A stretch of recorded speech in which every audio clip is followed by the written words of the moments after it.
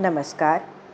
श्री शिवमहापुराण उमा संहिता अध्याय क्रमांक 19 विविध लोकांचे वर्णन. श्री गणेशाय नमः. सनत कुमार म्हणाले, व्यासजी, जेथपर्यंत सूर्याचा आणि चंद्राचा प्रकाश पडतो तेथपर्यंत पृथ्वी आहे, तिलाच भूलोक म्हणतात. पृथ्वीपासून 1,00,000 योजने अंतरावर सूर्यमंडल आहे. त्याचा घेर 1,000 योजने आहे. सूर्यापासून वर 1,00,000 योजने अंतरावर चंद्रमंडल आहे. तेथून पुढे 10,000 योजनांवर चारही बाजूंना नक्षत्रांसह ग्रहमंडल आहे. त्याच्या पुढे क्रमाने बुध, शुक्र, मंगळ, गुरु आणि शनी यांची स्थिती आहे. त्यानंतर 1,00,000 योजनांवर सप्तर्षी मंडल आहे. त्यावर 1,00,000 योजनांवर ध्रुव आहे. हा सर्व नक्षत्रमंडलांचा मेढा आधारभूत स्तंभ आहे. भूमी आणि ध्रुव यांच्यामध्ये भूलोक, भूर्वलोक आणि स्वर्लोक हे 3 लोक आहेत. तेथून 1,00,00,000 योजनांवर कल्पवासी ऋषी निवास करतात. ध्रुवाच्या वर महरलोक आहे. तेथे ब्रह्माजींचे सनक, सनंदन, सनातन, कपिल, आसुरी, वोढू आणि पंचशिख हे 7 पुत्र निवास करतात.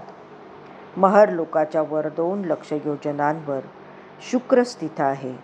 त्याखाली 2 योजनांवर बुध आहे. त्यापासून 10,00,000 योजनेवर मंगळ आहे. तेथून 2,00,000 योजनांवर बृहस्पती आहे आणि त्यापासून तेवढ्याच अंतरावर शनेश्वराची म्हणजे शनीची स्थिती आहे. हे 7ही ग्रह आपापल्या राशीवर स्थित आहेत. त्यांच्यापासून 11,00,000 योजनेवर सप्तर्षी आणि 13,00,000 योजनेवर ध्रुवाचे स्थान आहे.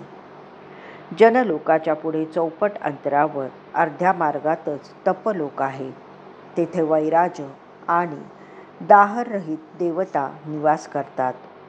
तपोलोकापासून 6 पट अंतरावर सत्यलोक आहे. त्यालाच ब्रह्मलोक म्हणतात. तेथे भूलोकातून जाणारे, निर्मळ चित्ताचे, सत्याने वागणारे, धर्मतत्पर, ज्ञानी आणि ब्रह्मचारी लोक राहतात. भूर्वलोकात मुनी, देव आणि सिद्धांचा निवास असतो.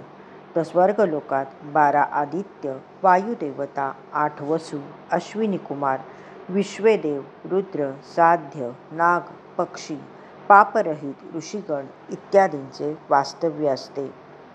व्यासजी, अशा प्रकारे 7 पाताळ आणि 7 महालोक मिळून ब्रह्मांडाचा विस्तार आहे.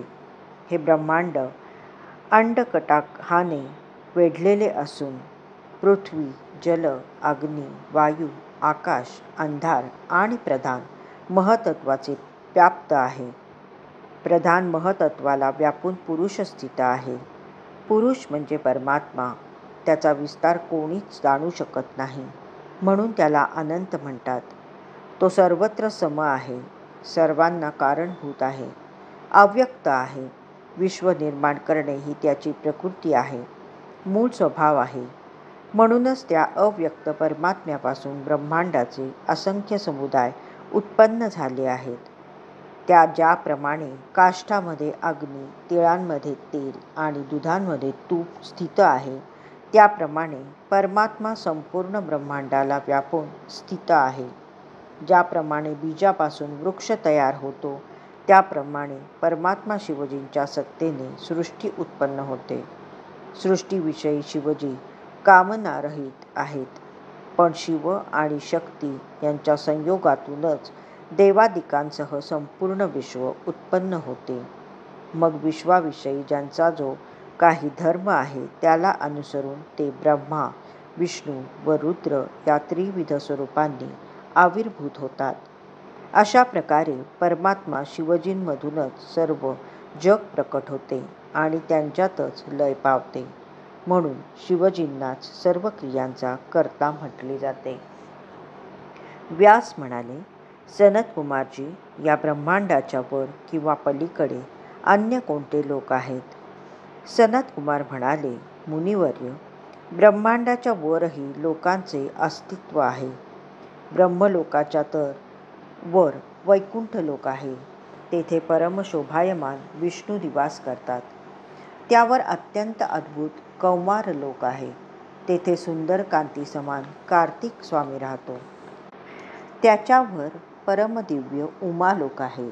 तेथे त्रिदेवांची जननी भगवती उमादेवी विद्यमान आहे. ती निर्गुण, निर्विकार, परात्पर, त्रिगुणमयी प्रकृती आणि शिवात्मिका आहे. त्या लोकावर सनातन शिवलोक आहे. तो अविनाशी, अनिर्वचनीय, परम रमणीय आणि शोभिवंत आहे. तेथे त्रिदेवांचे जनक, त्रिगुणांच्या पलीकडचे सर्वांचे स्वामी परब्रह्म शंभू महेश्वर विराजमान आहेत. त्यावर अन्य कोणताही लोक नाही. शिवलोकाजवळ गोलोक आहे.